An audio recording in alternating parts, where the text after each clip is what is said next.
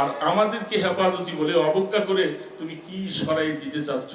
আল্লাহ পাক রিজিক যতদিন রাখে ততদিন তুমি আইবি আমাদেরকে এখান থেকে সরাতে পারবে।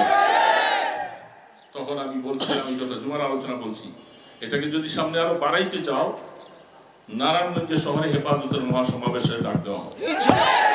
সারা বাংলাদেশ থেকে আমরা এখানে লোকগুলাকে জমাত করে আমরা দেখাই দিব যে হেফাজতিরা বাংলাদেশের কি তারা আসামি, তারা কোন ঘরে আছে, তাদেরকে অবজ্ঞা করে তুমি নারায়ণগঞ্জ থেকে উৎখাত করবা, বাংলাদেশ থেকে উৎখাত করতে পারবে না, তুমি নিজে উৎখাতিত হয়ে যাবে। এই জন্য আমরা এই মামলা উঠাইয়া দেওয়া একটা ওই সাধারণ কথা, এটা বলবো।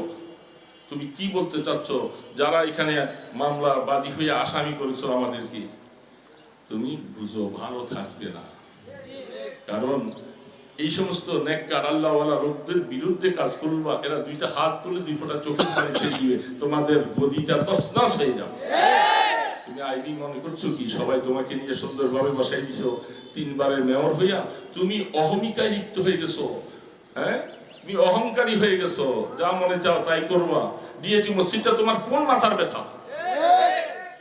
তুমি আইবি হবার আগে, তুমি নারায়ণগঞ্জে আসার আগে, বহু বছর আগের থেকে ডিএটি মসজিদ তিলে তিলে নারায়ণগঞ্জবাসী আজকে এই অবস্থায় আছে।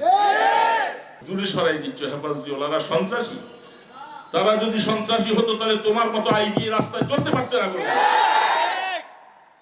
তারা সন্ত্রাসী নয়, তারা এই সমাজকে সুন্দরভাবে পরিচালনার জন্য তাদের নিজের জীবনকে উৎসর্গ করে দিয়ে তারা অনেক সময় চেষ্টা করে থাকে মানুষের পাশে থাকার জন্য।